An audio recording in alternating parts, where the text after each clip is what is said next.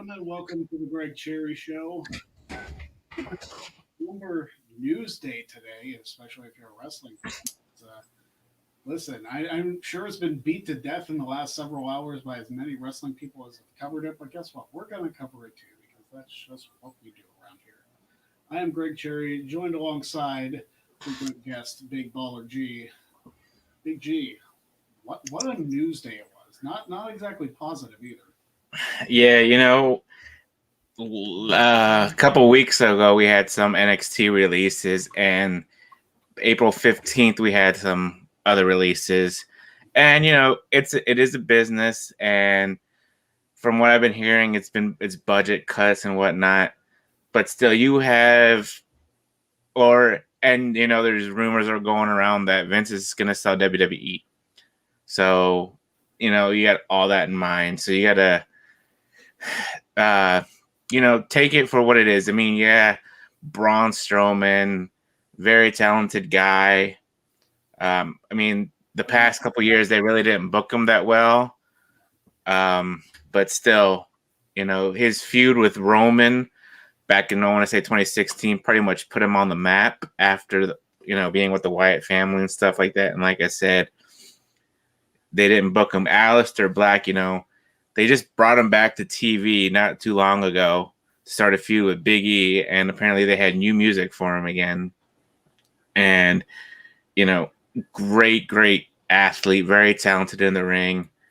Same with Murphy, you had Lana that got released today, and I believe she was like in a 5-year deal with WWE, so now maybe, I believe their 90-day clause will be September 5th, if I'm not mistaken. So that's all out, a day after my wedding. Anyways, Lana being released, I mean, she's really grown in the past couple years. She's honed her experience in the ring and whatnot. And now, you break up another tag team in WWE, in the women's division. All you have now, honestly, is Natty and Tamina. You broke up two of them. Yeah, the Iconics too, and you have Natty and Tamina, Mandy and Dana. I think that's it. And Shayna and Nia. If you keep them together, you might break. It looks like they're splitting up too now. So you only have two teams in the whole division, that make up the women's tag team division. And I mean, you broke up the Riot Squad. Poor Liv Morgan, she's the only one that survived. I mean, Sarah Logan, yeah, she got released. And it's just, it's crazy. It's just crazy. Murphy, another great talent. He had a good couple matches with Aleister Black. And it sucks to see them go, but, eventually, they will land on their feet, and maybe they'll come back to WWE one of these days. I think Braun Strowman might be the one to come back later down the road. Yeah, we'll see if any of them come back later down the road or find success elsewhere. That's also possible. I think there was like Santana Garrett too, that one chick, but she was on NXT for a while, and I think they just had brought her up not too long ago either to be on SmackDown. And it's crazy. If you look at the roster, their roster is very thin right now. Very, very thin. Yeah, which is surprising because a lot of people said, "Oh, they have too much talent that they're not doing anything with," and then they release a bunch of people. It's like, "Oh, why did you release this person?" It's like everybody complains about everything, and I understand that losing your job is not a fun thing. I've been through it way too many times for my liking, honestly. Yeah. But it's one of those things where, unfortunately, businesses make those decisions. Are they popular? They're never popular. If anybody gets released, right, it's not a popular decision. Be like, oh, why did you release this person? You could have done so much. You squandered this opportunity. How could you do this? It's the same in sports. Like whenever football teams release players that are widely talented and they go to another team and they have more success there than they did with their previous team. It's a constant thing that happens in sports. Sometimes other teams are a better fit. Right. We don't know that yet. But guys, if you want to join the conversation, I should have mentioned this at the top of the show. The link for the super chat is in. It's on my YouTube. I will send the comment out if you don't see it. I'll bring this mic closer because apparently I don't have my right setup, so this is interesting to set this up.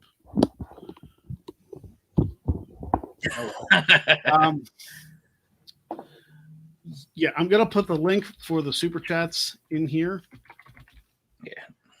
Just so everybody, if you want to join the conversation, talk about these releases some more. It's going out to all of them.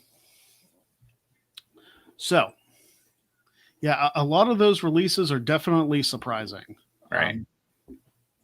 The Braun one completely threw me off guard because he just wrestled a WrestleMania match against a McMahon. Right. And he was just in a fantastic triple threat match with Drew and Bobby Lashley. Yeah. So this is... See, that's another thing. Yeah. Well, I'll let you finish, and then I got something to say about that. But Lana, who has been working her tail off ever since Rusev got released to show her worth.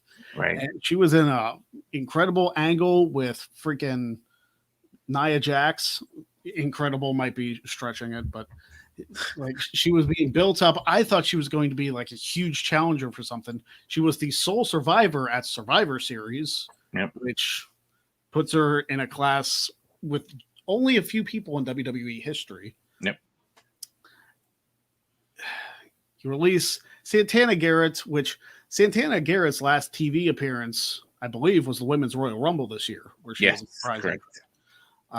She was in a Mae Young Classic, but other than like sporadic appearances in NXT, wasn't really used a whole lot. So that one I'm not super surprised about, which is not a knock to Santana's talent. It's just she wasn't being used.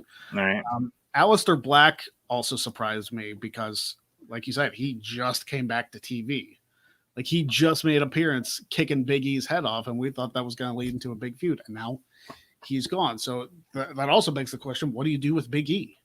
Right. You know, because that was supposed to be an angle that was starting, and hopefully he doesn't get thrown right back into the Intercontinental title mix with Apollo Crews, because they've done that match to death in the last few months. Yeah.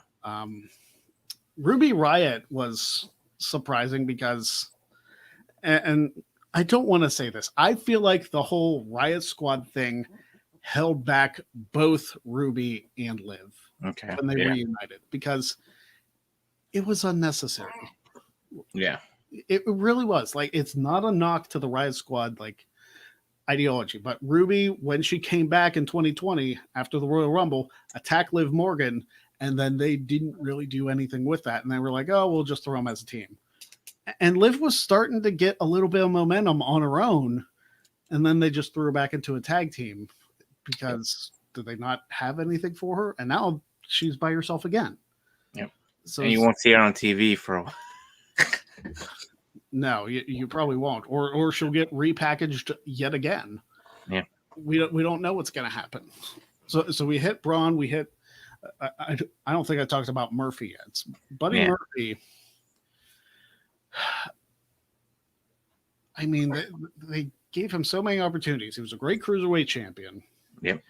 And then he had some great matches. He was in that like feud with Daniel Bryan and Roman Reigns and had some great matches. Yep. With Roman. And then they put him with Seth Rollins, and we're like, okay, finally, he's going to be used some more. And then they kind of dropped the ball with the whole Rollins and Murphy thing. And then Murphy was interjected into that 7-year-long storyline with the Mysterios.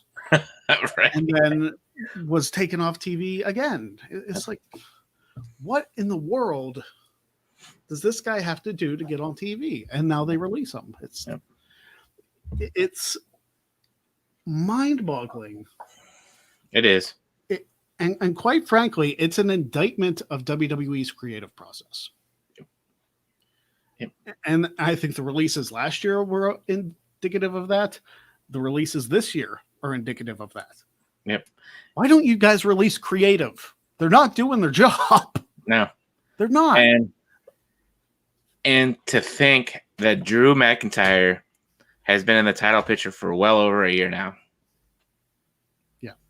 You have all this talent on your roster, and you book Drew McIntyre this whole entire year through this pandemic, with the exception of Randy Orton being champion for like a week. And now Bobby Lashley. Don't get me wrong, Bobby Lashley is great, is a great champion. Oh, I love Lashley's champion. But his only opponents since he's been champion have been McIntyre and now the release of Braun Strowman. And now we're getting Lashley and McIntyre again at Hell in a Cell. And you think why Raw had its lowest viewership this week? Because people are tired of it. I don't want to knock Raw's rating just because of the terrible creative, because Raw always does terrible ratings on Memorial Day. They always do. Yeah, true. That's been a thing for many, many years, that they have always done a poor rating on Memorial Day.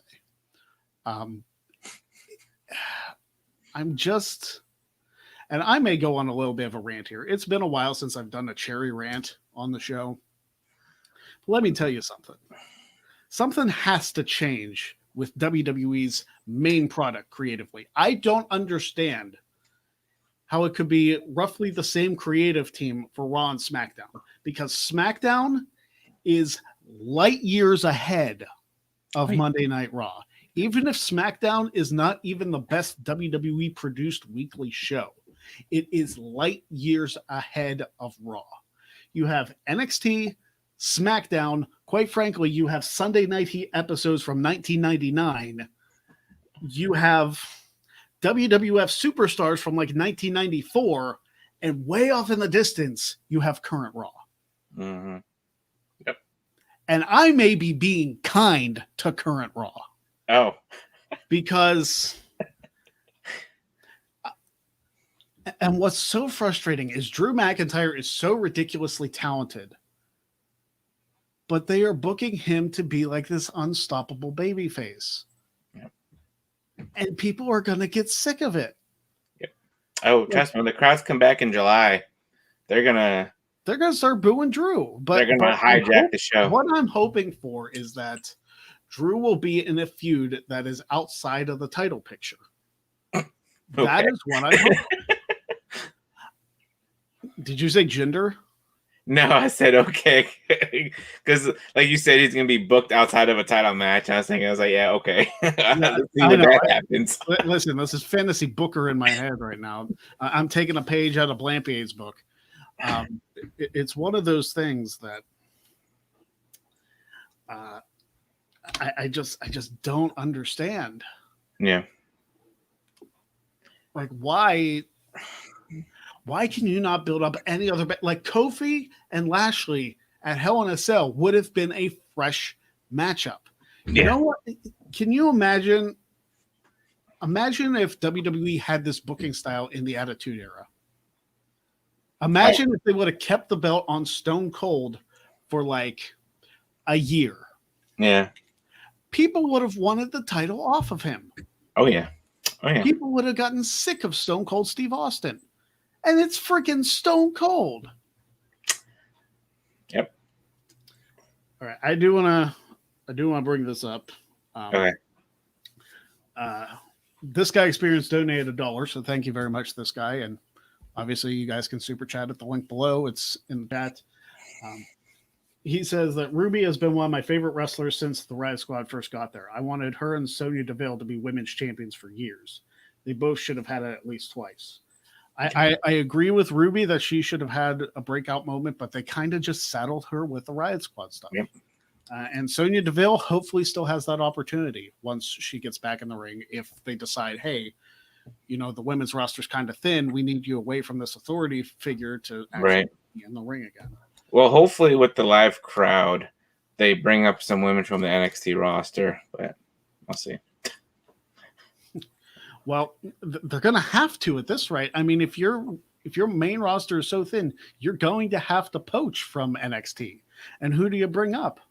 I mean, Dakota Kai is probably not going to be NXT Women's Champion, which is incredibly maddening.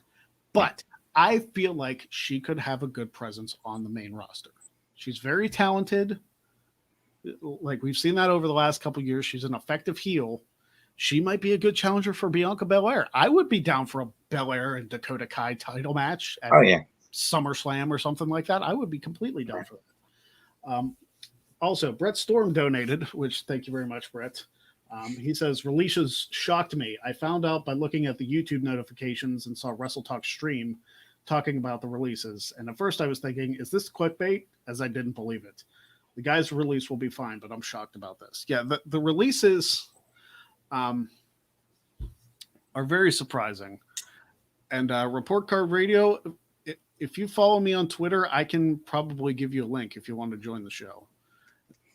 And you know what? That's something I want to do at some point, is eventually bring in a third person on the show. So if you follow me on Twitter and like shoot me a DM, I can get you a link to talk about the show.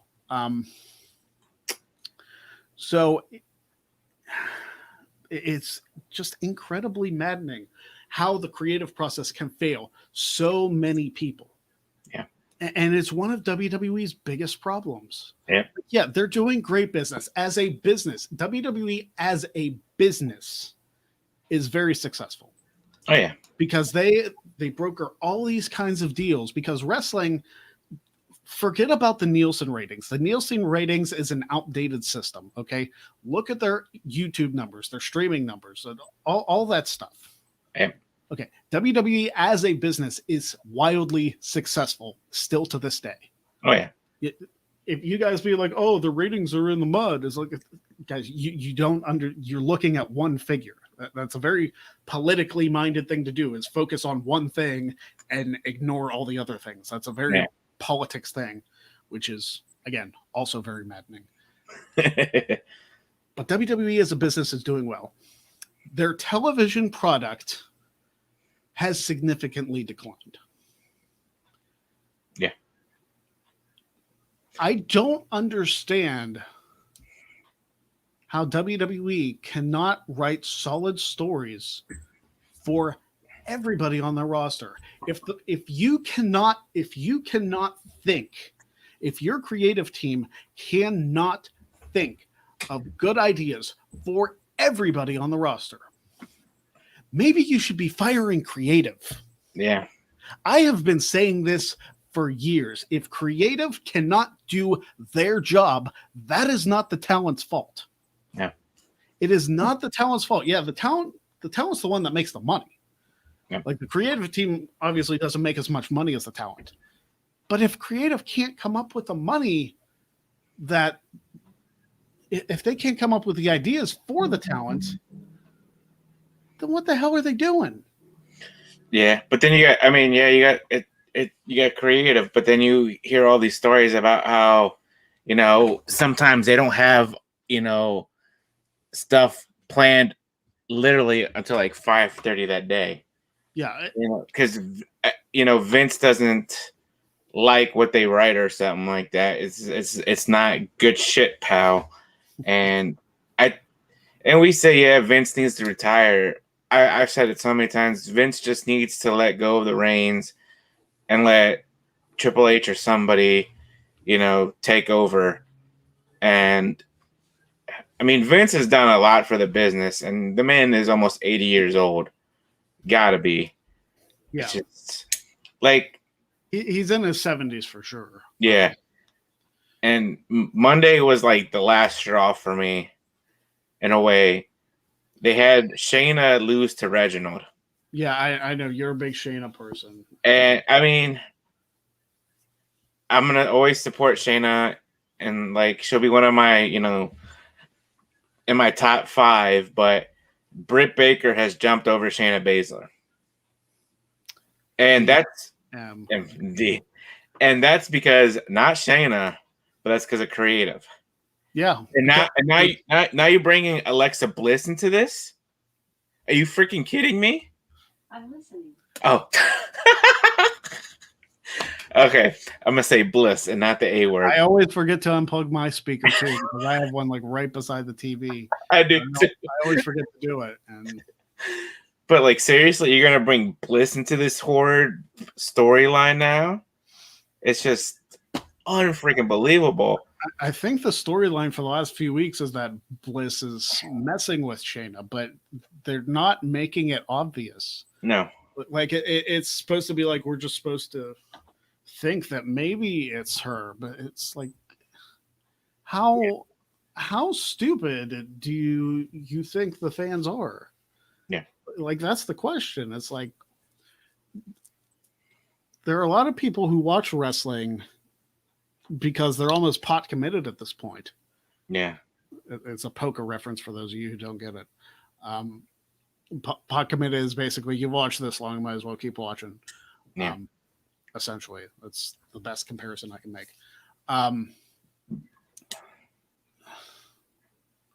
It's just I really don't get it. I really don't get the creative process in WWE. And let me tell you something. If what we've heard the last few months, the last couple of years is true, that they rip up the show and produce it with like an hour to go and nobody has any idea what's going on. That works for a show like this. You know? Doing that kind of thing works for a show like this because admittedly, we're not in front of hundreds of thousands of viewers. Would I like to be? Obviously.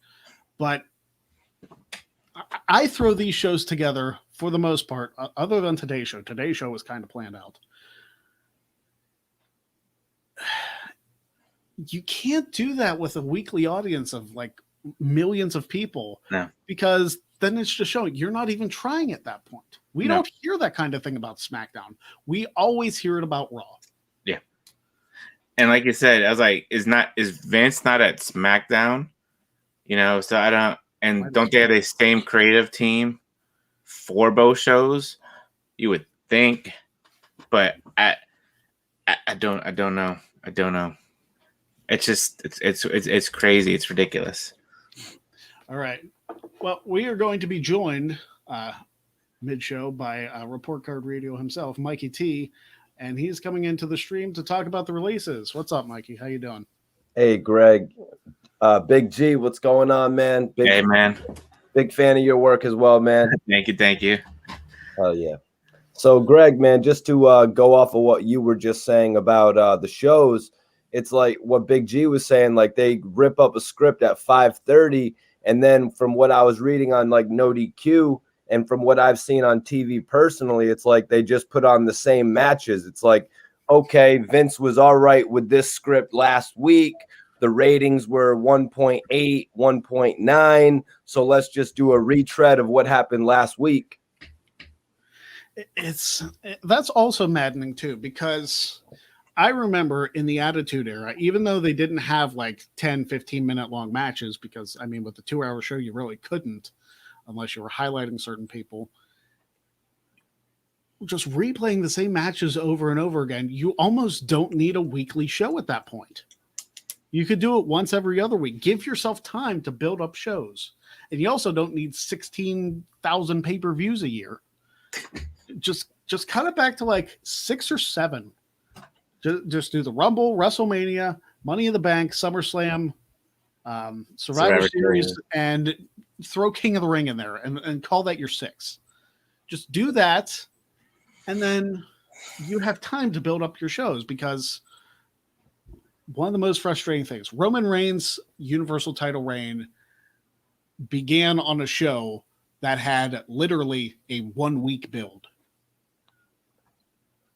From after SummerSlam, you're talking about? Yes, because Payback was literally the next week. It's like SummerSlam is your second biggest show of the year, and you're going to run a pay-per-view event 7 days later. What the hell are you doing scheduling-wise? Right.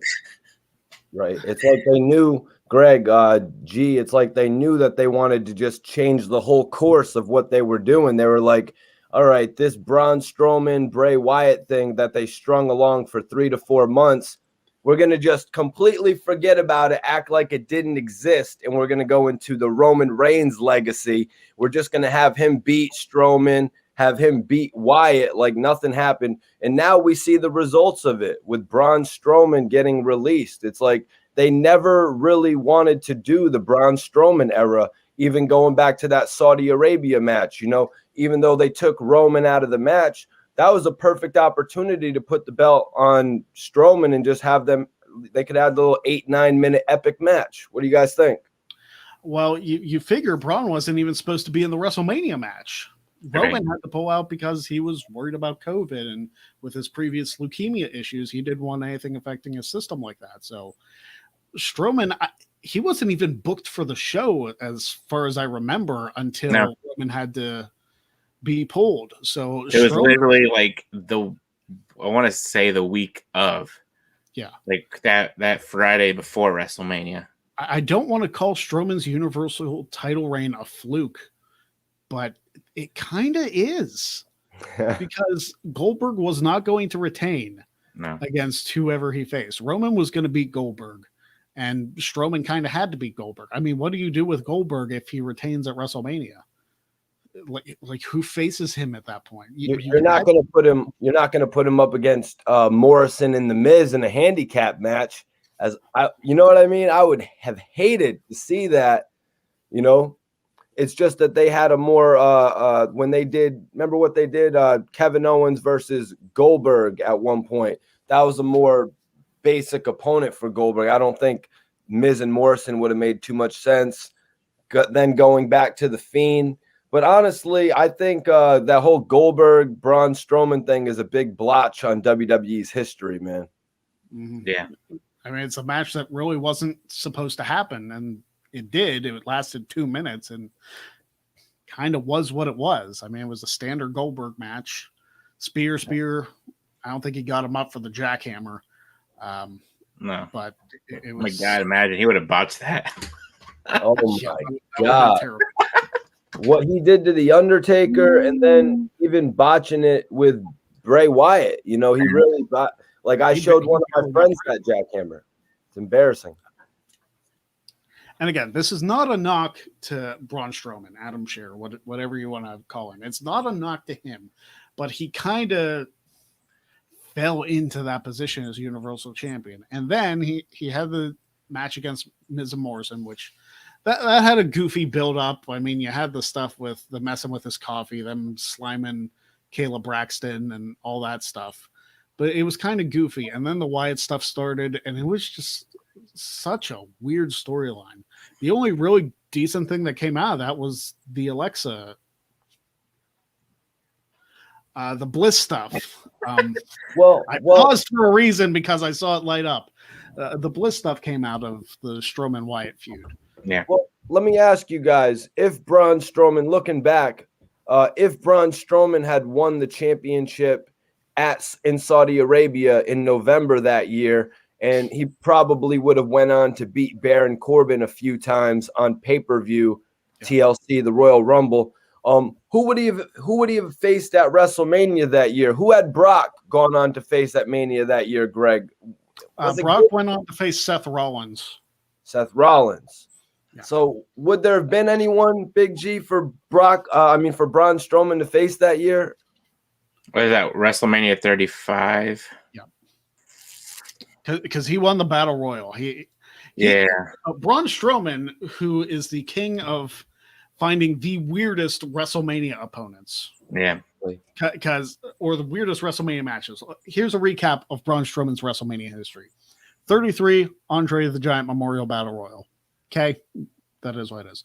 34, teaming with a 10-year-old to win the tag team championships. 35, feuding with two guys from Saturday Night Live. Oh, yeah. Oh, geez. 36, not in even the Battle Royal again, Greg. In the Battle Royal. In the Battle Royal. Yeah, in the Battle Royal. And the last person he eliminated was Colin Jost. So there's a little bit of trivia for you. Who did Braun last eliminate to win the Battle Royal? That may or may not be a question on the next tournament for WTC. 36, he was thrown into that. 37, he faced Shane McMahon. I'm going to be honest, his match with Shane was his best WrestleMania match. Oh, yeah, no doubt. No doubt. Do you think they told Strowman, they're like, listen, you're gonna team up with little Joey, I forget what his name was, and this is gonna be your Hulk Hogan moment, man. This is gonna be your big moment in the sun. It's gonna be like your big John Cena Make-A-Wish type moment where you're gonna, transcend into a different level of popularity. Is that what they told him? Something like that. Probably, yeah. Yeah, but this guy Experience donated another $1. He says, I don't care what anyone like Virtue says. The complete focus on the Romans and Cenas of the world is one of the biggest reasons why we have these out of nowhere releases. Drew is the next Cena.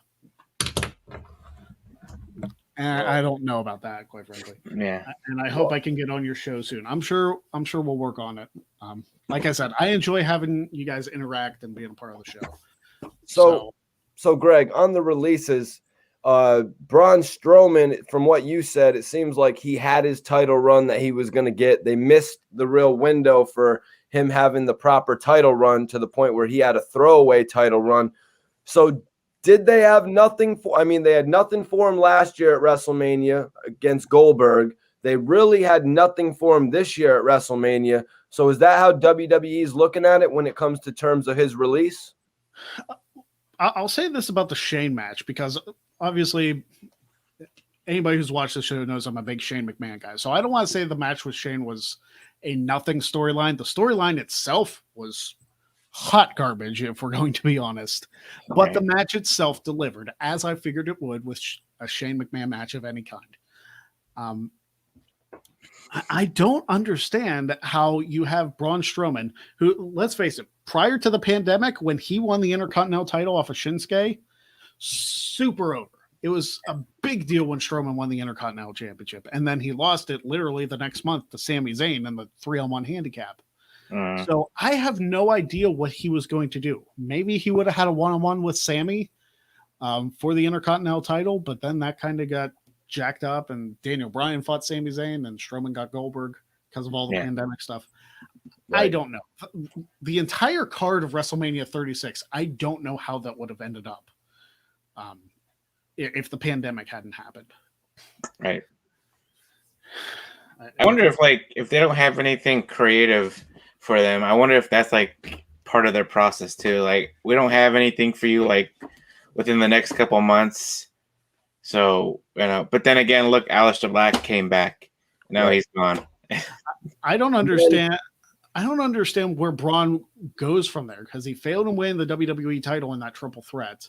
Yeah. So where exactly does Braun Strowman go? And they had already had Bobby Lashley beat him clean on television before WrestleMania to get the shot, or right before Fastlane, if I'm not mistaken. So they really jobbed him out and put, Bobby Lashley over him. So where does he go from here, you guys? Like, is he just like a hot ticket for AEW? Like, he would be the biggest of AEW's big men. I don't know if he goes to AEW. I mean, maybe he goes to New Japan. I mean, stuff is going to start opening back up again in the next 90 days. Like, we're supposed to have mask mandates lifted and the COVID restrictions lifted because everybody's getting vaccinated and whatever. Yeah. So he could, and maybe he doesn't go into wrestling right away, because you figure he has been basically WWE homegrown. He wasn't really on the indies to begin with, and he developed into really a star talent. Is he the best wrestler in the world? We're not going to say that, but he took nothing and made it into something. Right. So I think he'll be utilized well wherever he goes, whether that's in the wrestling business, whether he finds something in entertainment. We don't know. That remains to be seen. Now, you said he took something and made it into, he took nothing and made it into something.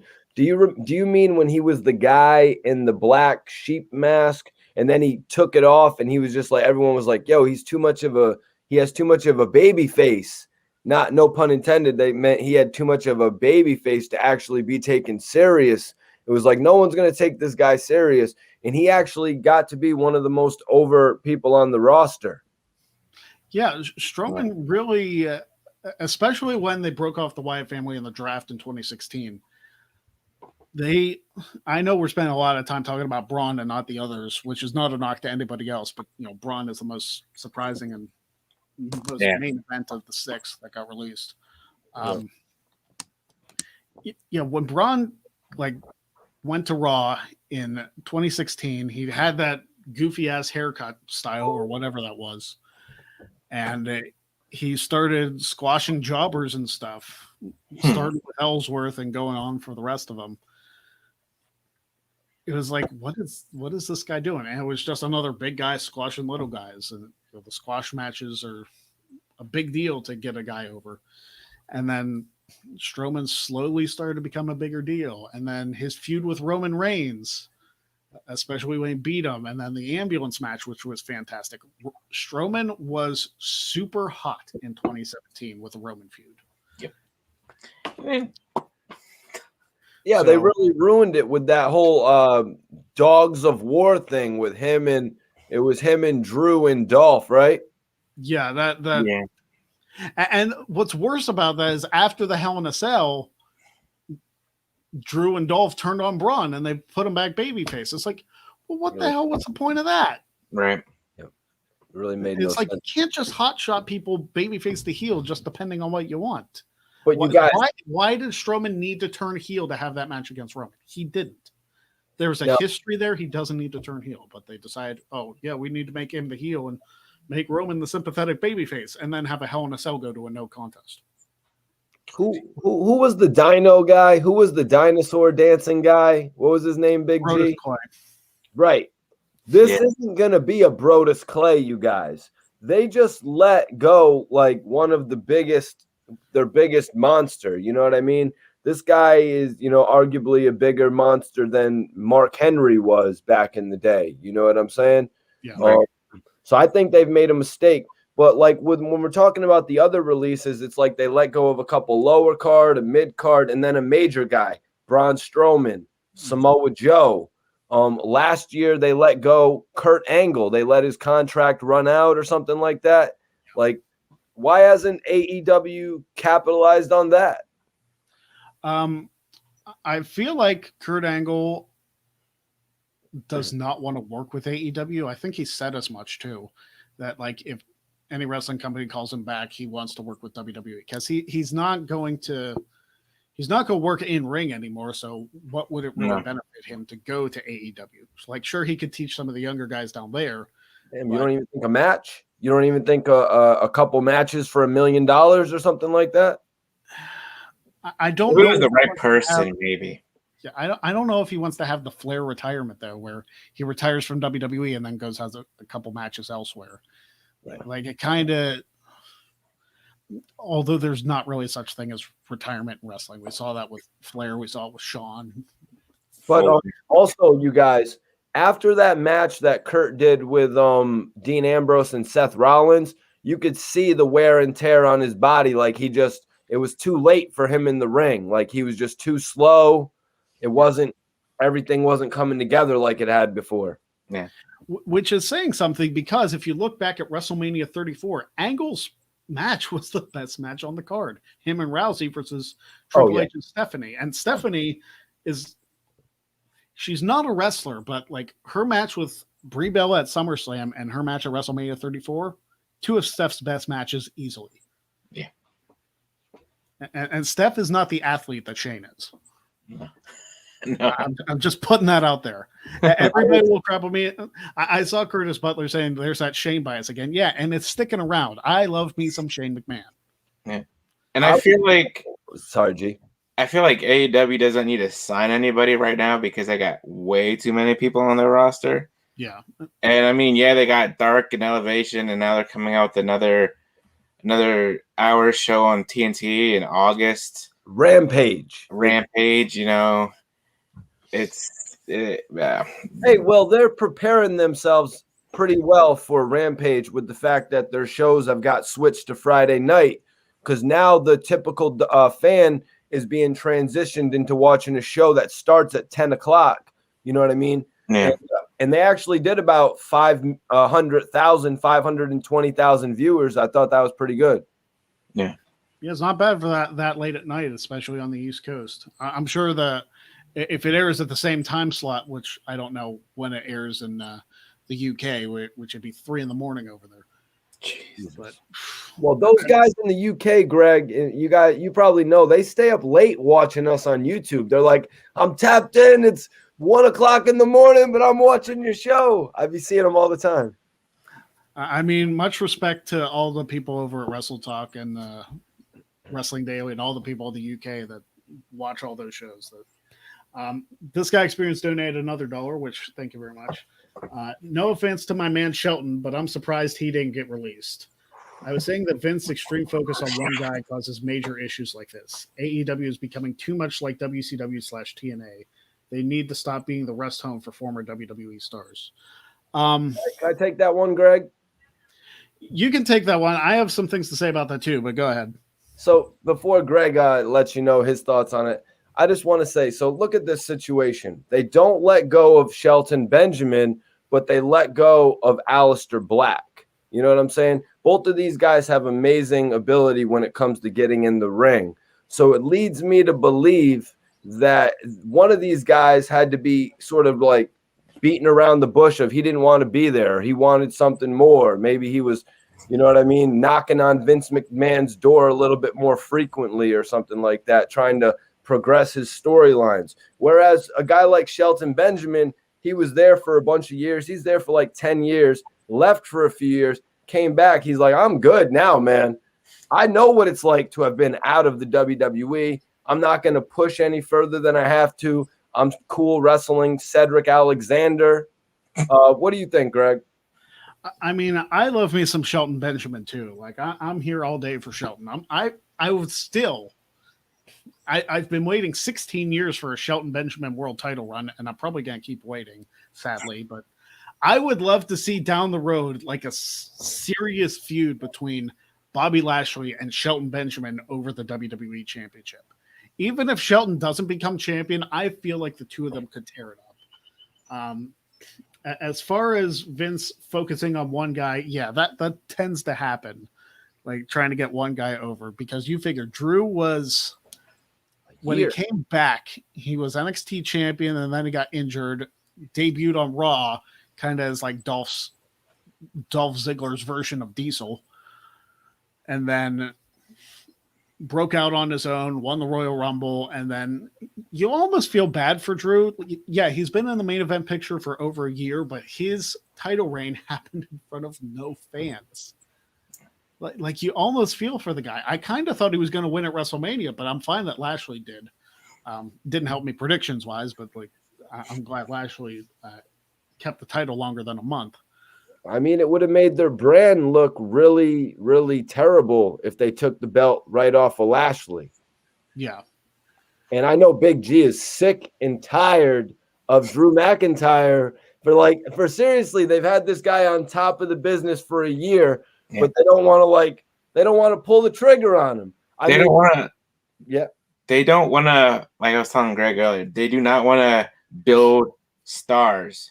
They're going to keep on using the talent that they have, and they're going to bring – I don't mind the part-timers, but they're going to put the part-timers in the world title picture, you know. And, like, you never had – Aleister Black won the NXT title. Yep. And then he lost it to, I want to say, Rude, I think. No. But anyways, you know, he was never champion. Oh, Ciampa, that's right.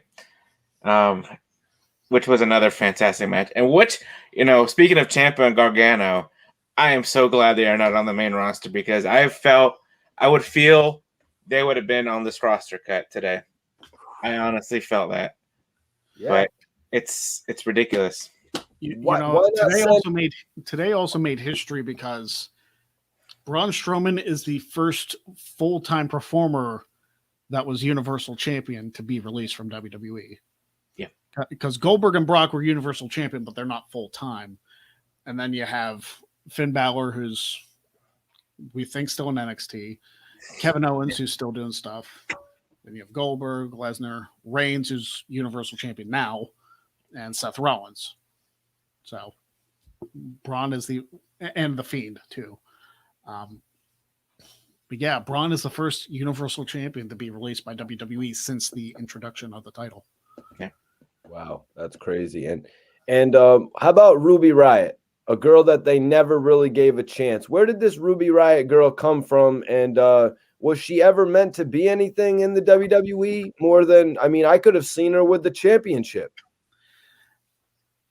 I feel like Ruby on the main roster was never going to break through the glass ceiling. I felt like the star out of that group was Liv Morgan. They kept her. And that's who they kept, yeah. As far as Absolution goes, I was not sure on Mandy Rose, but I was sold easily on Sonya Deville. I still think Sonya Deville could have a decent run in the company if they let her back in the ring. Yeah. So Ruby, I felt like had a ceiling in WWE. I almost feel like they called her up from NXT too soon. And I feel like they called up all those women from NXT just because they were going to do the Royal Rumble. So they wanted to have a bunch of people to compete in the first ever Women's Royal Rumble already on the main roster. Yeah. Just all right. So Big G, were they the Riot Squad in NXT? No, they were all separate. And then they came up on SmackDown. I want to say, was it after the Rumble, Greg? And that's when they formed the Riot Squad? It was a couple months before the Rumble. Okay. Because they debuted the same week that Absolution debuted. Right. Yeah. Because Paige came back. Yep. Mandy and Sonya. Yeah. All right. So another one, you guys, another one of these releases that got me is Buddy Murphy, a guy that they could have absolutely sent back down to NXT to become the NXT champion, the North American champion. To my knowledge, he was never there competing for either one of those titles. Was he, Big G?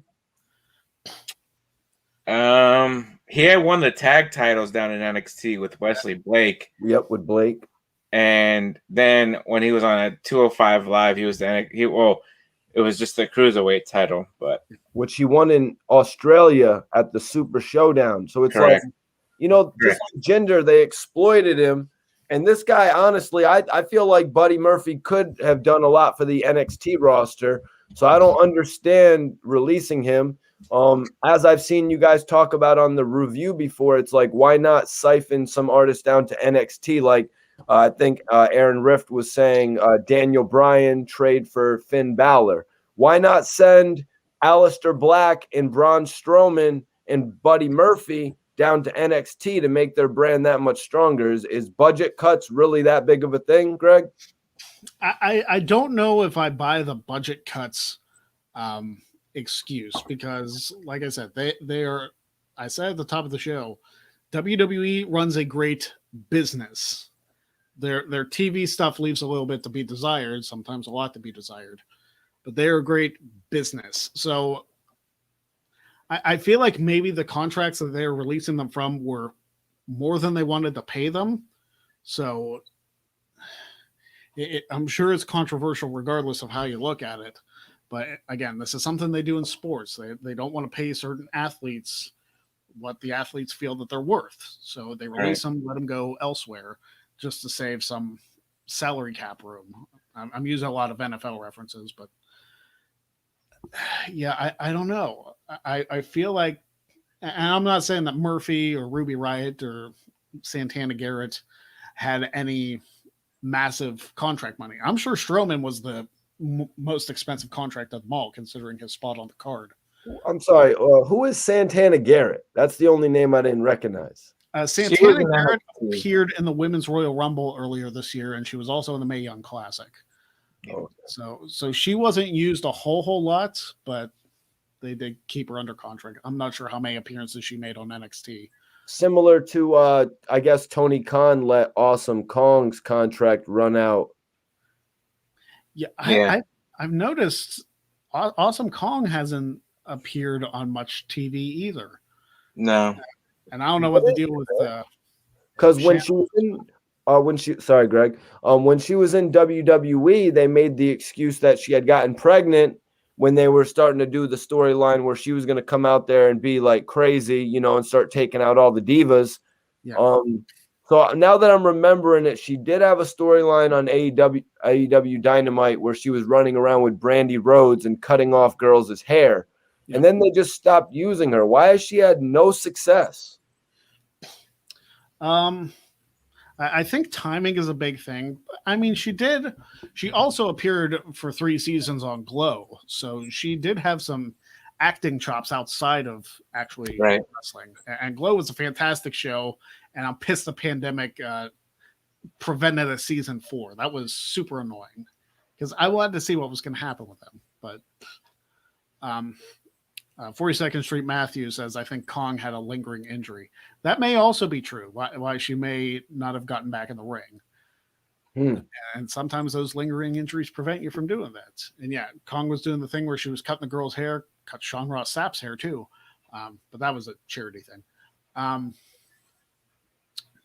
But yeah, WWE releases just hit different, it seems, especially when you get this news. I remember, and this is all the way back in 2005, where they released a whole bunch of people, including the Dudleys, right after ECW One Night Stand. And that just completely took me for a loop. I was like, you released the Dudleys, who just main event. The Dudleys just main evented a pay-per-view and won. And you're going to release them. Braun Strowman just kicked your son's ass, and you're going to release him. Yep. Because they're going to be, you know, aren't they going to be playing that spot back when he threw him off of the cage and Shane did a somersault? Or they're, that spot's not good enough. He's gone. That spot was hard. You know, the cage match was kind of like, why? You know, but I guess it was designed for that spot in particular. Yeah. And it was also the first traditional cage match since WrestleMania 2, which is hard to believe. Right. Okay. That's interesting. Now, I guess the most obvious release was Lana. Yeah, we haven't talked a whole lot about Lana. Yeah. It sucks because I thought her and Naomi as Ravishing Glow had a good thing going. Yep. And I legitimately thought that they were going to become future tag team champions, especially so Lana could get one more up on Nia Jax. Right. That didn't happen. And really, where were Lana and Naomi supposed to go? And now what does Naomi do? Because she lost another partner to releases. So they're going to have her go singles. And I think we know where Naomi goes, Greg. Naomi has got to go with the Samoan dynasty. That's what she's got to do. They got to do the whole angle. Greg, G? If you do that, though, you're going to lose another woman on the Raw brand, and you're going to have less. I was telling Greg, you only literally have like 2 teams in the women's division, in the tag team division. You got the champs and Dana Brooke and Mandy Moore. Mandy Rose. Sorry, you got to take some time off of This Is Us and challenge for the tag belts. Is that what's it looks like they're breaking up Shayna and Nia, so you only have 2 tag teams in the women's division, which are both baby faces. I have no idea what they're doing. And what do you do now? Do you team up Asuka with Naomi? You know, Asuka's already been women's tag team champion. What, 3 times now? What do you do? or no, it's just twice. She won it once with Kyrie and once with Charlotte. Bring Becky Lynch back. This is your opportune time. You need to bring her back. Becky for when the crowds are back. You don't want to waste that. Yeah, that's true. That's true. On the Thunderdome. At this point, who cares? She'll probably come back at like Money in the Bank or something.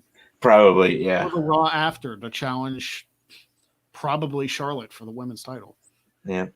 I mean, guys, honestly, I thought on AEW that Miro was going to end up with Penelope Ford. You know, I thought that's where the whole best man angle was heading, you know, to put a blonde valet with Miro once again.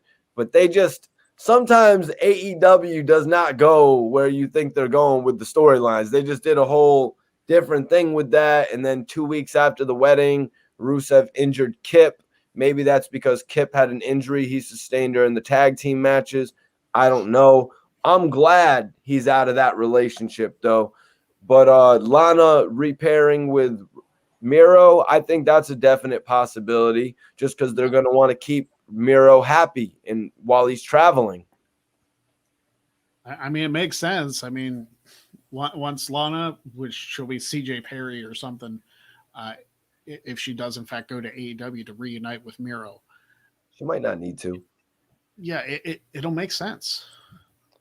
Yeah, she might not need to though, because that's what I was gonna say. Like, why she was released, why the Ravishing Glow, as I guess they're called, was like why their team was broken up. She's not that good in the ring, Greg, is she? She's like, I mean, she's athletic, but she's really like horrible in the ring. Like, I got a feeling that's what really led to her release. I wouldn't say she's horrible per se. I would say that she's not the best women's wrestler on the roster. Obviously, everybody who watches the show knows my opinion. Is she the least best though? Is there anyone else to her? Yeah, I would honestly have to take a look at the roster to compare, but I feel like Lana has improved from where she was at. They put Tamina above her. Which Tamina was getting chance at WrestleMania, so that's probably why. Like, she was getting like actual, like, legitimate chance loudly from the crowd at WrestleMania. But yeah, man. I'm trying to think back to the tag team gauntlet, like the tag team turmoil for the women's tag team titles. You realize that 3 of those teams all have a partner lost now. 3 out of the 5 have a partner lost to releases. Yep. Billy Kay's gone. Billy, yep. Ruby Riot's gone. And Lana's gone. The other 2 teams were Natalya and Tamina and Mandy Rose and Dana Brooke. Yep. Crazy. But yeah, man. I really appreciate you guys having me tonight. Big G, I did have a question for you, man, because I've heard you talk about Evolve over the years. Am I right? Not really, but I might be able to answer your question. Oh, is Evolve it's not a Maryland-based company, wrestling company? That was Maryland Championship Wrestling? Maryland Championship Wrestling is based out of Baltimore. I think Evolve is like more, I want to say I don't know. So I know it's somewhere in the Northeast, but Maryland Championship Wrestling is based out of Baltimore, Maryland. Okay, so you never been to any Evolve shows? No, but they did have a couple. When I went to a Maryland MCW show, they did have a couple people from Evolve there at one time. So I was just wondering how like things have been affected with Evolve since like I believe the WWE purchased them, right? I believe so, yeah. So I mean, they can bring people from over there, eventually into either NXT or NXT UK, and God forbid they bring somebody up to the main roster. But it's I don't know. Ricochet was there, right? No? Yeah, Ricochet came from Evolve. I think he was in Evolve, and then I think he was also Lucha Underground for a while too. Yeah, Prince Puma. Yeah, Prince Puma, yeah. Oh, and before I get out of here, Greg, I did want to say this. Earlier you were saying you love yourself some Shelton Benjamin. Given the history of what AEW is doing, I don't think Shelton Benjamin would even get a world title if he went to AEW. He probably wouldn't, although I would love to see a Kenny Omega Shelton Benjamin match. I think that would be beyond phenomenal. Kenny Omega, Kurt Angle, but do they just there's no time to do it? If Angle were in the ring shape he was 10, 15 years ago, then yeah, Omega Angle all day. But if he was in the shape that he was towards the end of his run, no. I don't know. I mean, I love me some Kurt Angle, my fellow Clarion grad, but it's so hard to say because he looks so rough in his last WWE run. I don't know if I'd want to see that. Okay, because Double or Nothing just did, I guess, like 150,000 buys. So you got to ask, like, what is acceptable to put on pay-per-view? Are they going to do Chris Jericho versus Sting on pay-per-view, or is that just not acceptable this day and age, guys? Well, they're both baby faces right now, so that particular storyline probably wouldn't make sense. But I mean, Jericho and Sting would probably be a decent match, especially after the match Sting pulled out at 62 freaking years old. I like the finish.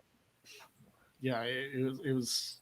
I like how he was going for the cutter, and then Sting just grabbed him and dropped him, man. And you know, a lot of people criticize Sting for getting the pin on that. They're like, I think it was Aaron who was like, I think Darby should be getting the pinfalls, but that was good that they gave Sting that pinfall in his first match back since what happened 5 years ago or whatever with Seth Rollins. Yeah, it's good to see that he's not completely like paralyzed from that buckle bomb a few years ago.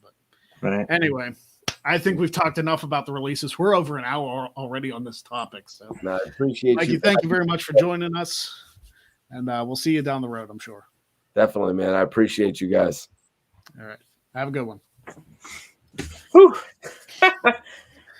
I think we got some weird laws to do, don't we? Or we do. We're going to try and I don't want to zoom through these. Dynamite's not on tonight, so we're good. Oh, yeah. So if you guys want to keep donating while we're talking about this, then feel free, because we're going to get into some weird laws. And I'll get to any donations and your questions in just a little bit. So here's some weird laws from the state of Utah. Here we go. It is against the law to fish from horseback. Okay. I mean, I don't get why it's against the law. It just seems like it's inconvenient. Right. Try to figure this out. It is illegal not to drink milk. So it's not illegal to drink milk. Okay. Well, it's like it is legal to drink milk, but it's illegal not to. So it's like you have to drink milk. You have to drink milk. Oh my God. Okay. I don't know if that's regular milk or chocolate milk or goat's milk, almond milk, whatever.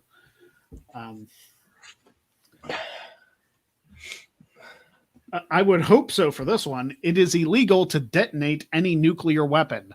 I freaking hope so. I hope so.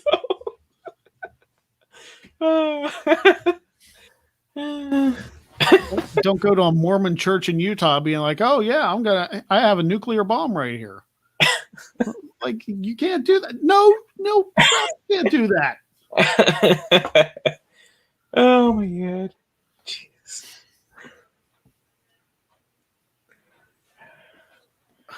Oh jeez. Utah's got some interesting ones. Birds have the right of way on all highways. What?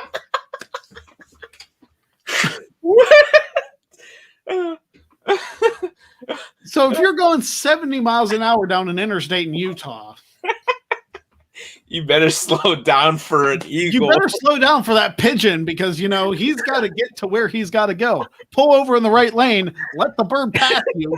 What? Oh my God.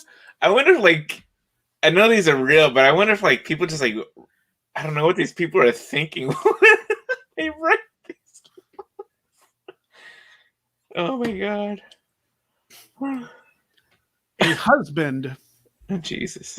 A husband is responsible for every criminal act committed by his wife while she is in his presence.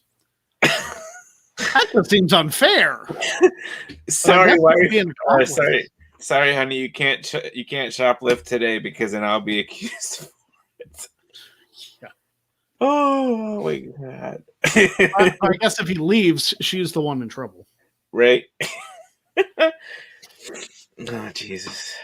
I don't understand this one. Okay. You're not allowed to sell beverages containing more than 3. More than 3 what? Maybe, like, I don't know. A package of like a 6-pack. You can't buy a 6-pack because there's more than 3 of them. there's a very unclear law here in Utah. Oh my god! Maybe they had more than 3 and they forgot to finish the law. I don't know. Right? Oh my god! It's legal for restaurants to serve wine with meals, but only if you ask for the wine list. That just seems like courtesy more than anything. It's so if you don't ask for the wine list, you're gonna get arrested. I don't know how that works. Oh jeez. It is illegal to cause a catastrophe. That's the most generic law I think I've ever heard doing this series. Right. Alcohol may not be sold during an emergency. Well, if the emergency is the Utah Jazz winning the NBA championship, I think you're fine. Right. Yeah, that one's safe. It's making me cry over here. Just how stupid these laws are. Oh, they get better. Oh, Jesus. In Logan, Utah, women may not swear. What? Do we have the swear police like patrolling? If this has something to do with Mormonism, I don't understand it. I don't either. I guess that's really big up in Utah, isn't it? Yeah, I think so. Okay, so I can understand some of these laws now. In Provo, Utah, throwing snowballs will result in a $50 fine. Sorry, kids, you can't have a snowball fight. We're gonna get fined. That's your childhood. Snowball. Oh my god. Snowball fights should be able to pay the state budget. Right? Oh my god. In Salt Lake County, Utah, Okay. no one may walk down the streets carrying a paper bag containing a violin. Why would you have a violin in a paper bag? I don't know. and this begs the universal question for this segment. How many people did this before it became a law? Right. It's like, well, I don't have my case for my violin, so I'm just going to put it in this paper bag. Oh, wait, I can't. It's illegal. In Trout Creek, Utah, pharmacists may not sell gunpowder to cure headaches. Oh. What? Who uses gunpowder for their headaches? Here, have some gunpowder, rub it on your head. It'll get your headache away. I mean, I would hope they wouldn't ingest it. Right. What would acid reflux do? Make you explode? I don't know. Like, what happens? Oh my god. Okay. I saw one that I was going to say for last, but then one of the city laws trumped it as far as stupidity. Oh, Jesus. So this is going to be the last one. And it's in the same vein, but it's even more absurd. So here we go. Why? The final one. In Tremonton, Utah. Okay. It is illegal to have sex in a moving ambulance. And Jeez. if you are caught, the guy is let go and the woman is punished and her name appears in the newspaper. Oh my god. Is this a legal form of slut shaming? Like, what the hell is this? So, hold on.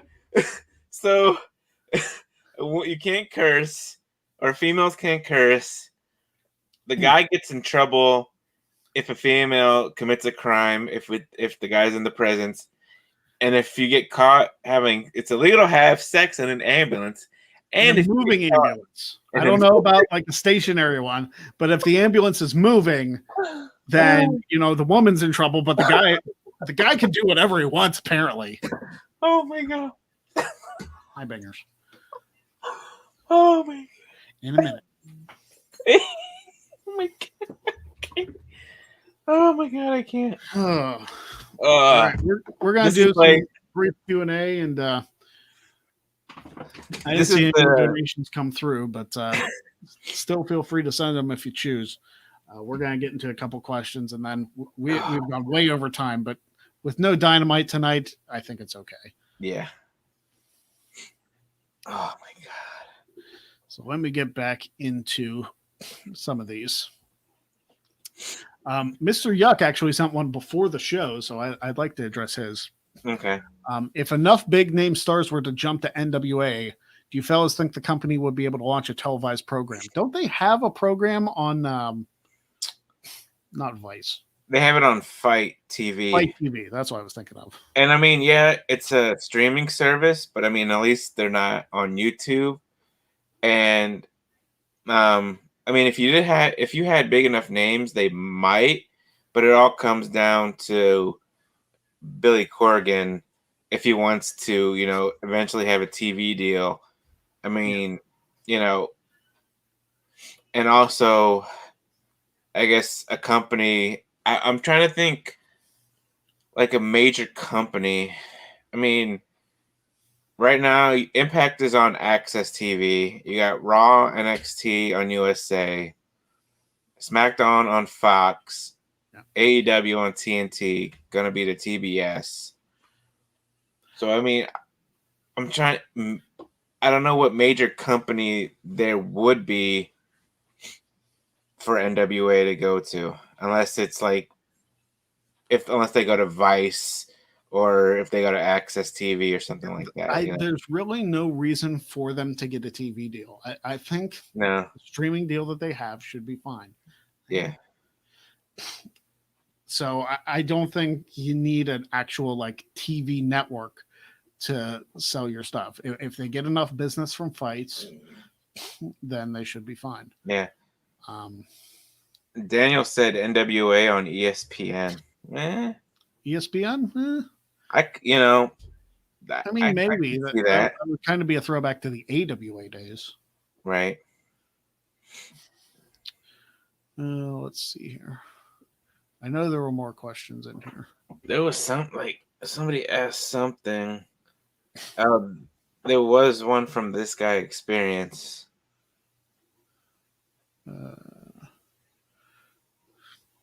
There's so many comments. I'm trying to look through.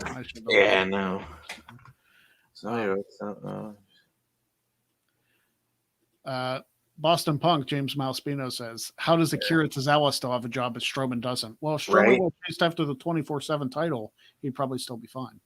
Oh, my God. I have a feeling that we're going to get some more cuts tomorrow, to be honest. Well, I follow SRS because he's the one who typically breaks the stuff. Yeah, so do I, yeah. And he said that there doesn't appear to be more, but that's the most recent stuff he's heard. So like, I know No DQ like posts the news and stuff, but like Sean is typically the one to break that kind of news. Yeah. So it's a cheap plug for him, but Sean Ross Sapp on Twitter, go follow him, go look at Fightful and stuff. Yeah. I don't have a brand I'm associated with other than this one, so I have no problem promoting other people. So yeah, go check out Fightful for all that stuff. I know there's more questions in here. It's just been like a whole bunch of comments. Yeah, this one right there, yeah. Okay, so question for both. If you could be a wrestler, what style would you do in the ring? High-flying, brawler, technician, or Goldberg? I don't think Goldberg is exactly a style that we would aspire to, at least. I could see myself more of like a submission wrestler, technician. I don't know what style I would be. I would like to say technician, but I feel like I would incorporate like a little bit of high flying in there. Okay. Like I feel like I would almost want to go with like a Seth Rollins type style, but I'm nowhere near as athletic as Seth Rollins. Oh God. I don't need the comments to be like, you couldn't pull off a Seth Rollins. It's like, I'm well aware in my current state I could not pull off a Seth Rollins. Oh heck, freaking Keith Lee's big and he can freaking move. Oh yeah, Keith Lee is a 350 pounder that can do moonsaults and all this ridiculous athletic stuff. It's insane. One thing I do want to say, I do want to bring this up because it's something that drove me nuts. And Report Card Radio will get to your question here in a minute. I noticed on Twitter, and this is another big part of my rant, that people were doing the same thing they do with every release cycle and be like, oh, why did they release this person? Why didn't they release Baron Corbin? We're sick of him. It's like, guys, don't root for people to lose their jobs. Right? Oh my like God. That makes you look like such a terrible person. Right? Forget about how they're booked or whatever. They're still a human being who's trying to put food on the table for their family. Don't root for them to lose their jobs because you don't like how they're booked or you don't like their character. That's the least part of this. They're human beings who have jobs and are trying to make money to support their lifestyle. Right. You know, you don't root for people to lose their jobs. I'm sure I've said this before on this show, but it bears repeating. I think you have. I've said it plenty of times too, and it's like you said, it's their livelihood, you know. And I'm sure, don't they get paid part of their contract when they're released? Like, I don't know whether or not that deal has come up. Okay. We do have another. This guy, appreciate you. Donation of $1. What's the likelihood of Bray leaving WWE? And what two big things does WWE, and I'm not sure what you said in the last one, what two big things Oil's WWE do or won't do to go lose all their fans? And do you do plugs? I can do plugs. That's fine. I just plugged Fightful for crying out loud and they didn't pay me for it.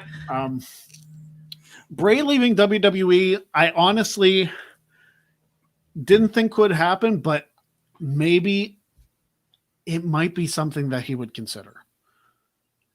Just because Wyndham Rotunda, like the man, could probably benefit from more creative freedom. And yes, he has had a lot of creative freedom with the whole Fiend gimmick. Right.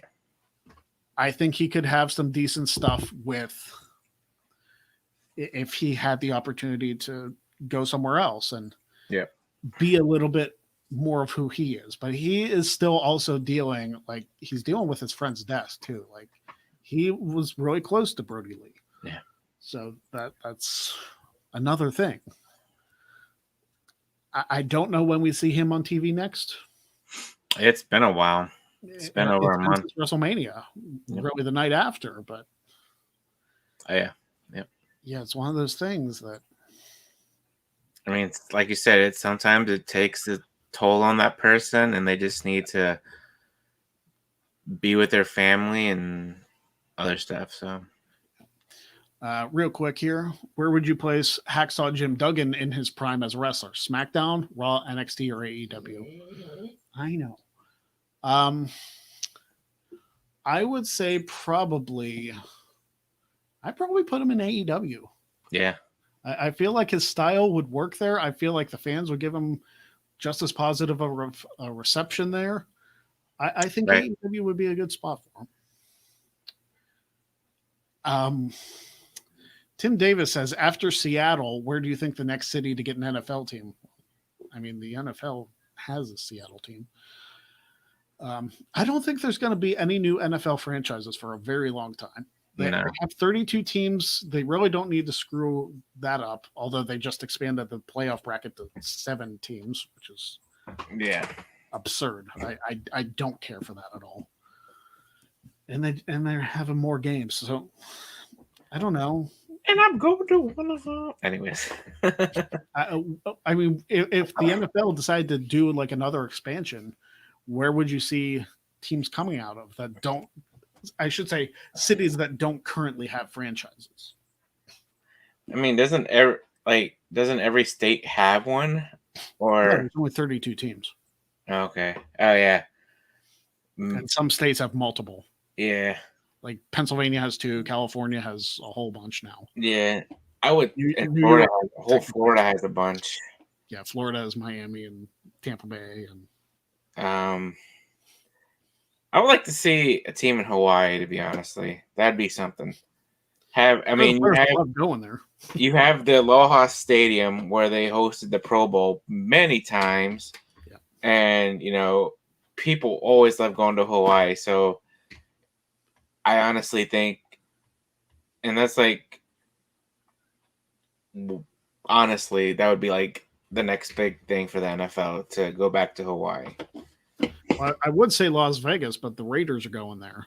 Las Vegas Raiders. Yeah, or I guess they are there already. Yeah, they were there last season. Yeah.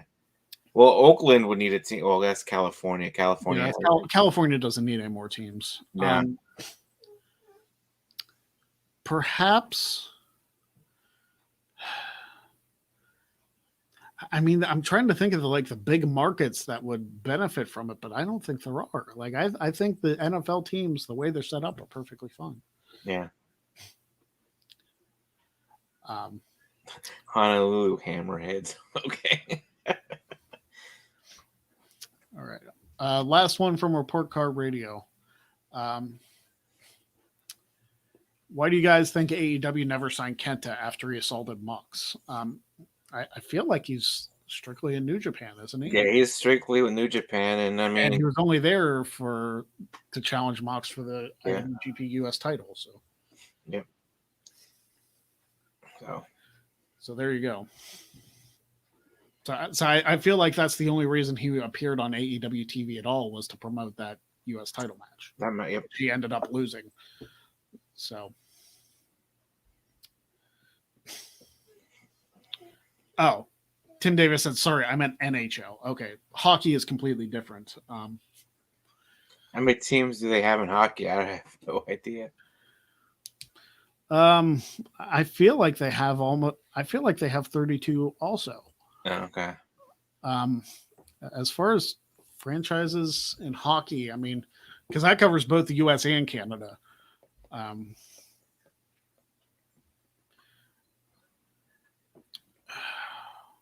I'm not invested as much as I am in the football world in hockey, especially since the Penguins kind of embarrassed themselves in the playoffs this year. Right.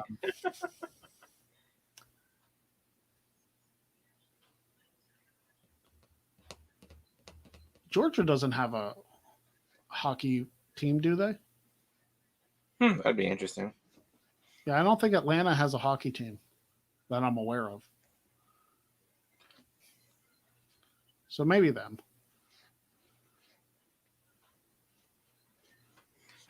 I really can't think of any other big markets off the top of my head that don't have franchises. Yeah, I'm not really familiar with the teams in the NHL. So,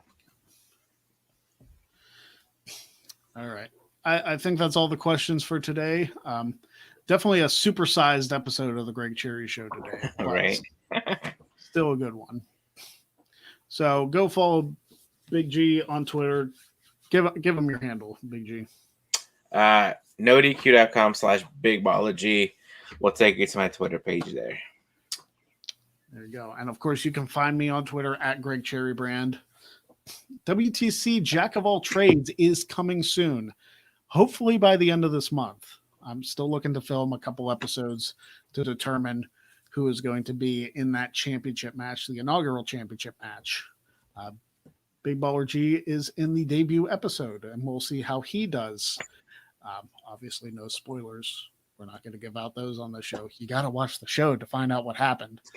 Exactly. So until next week, we thank you very much for joining us on the show.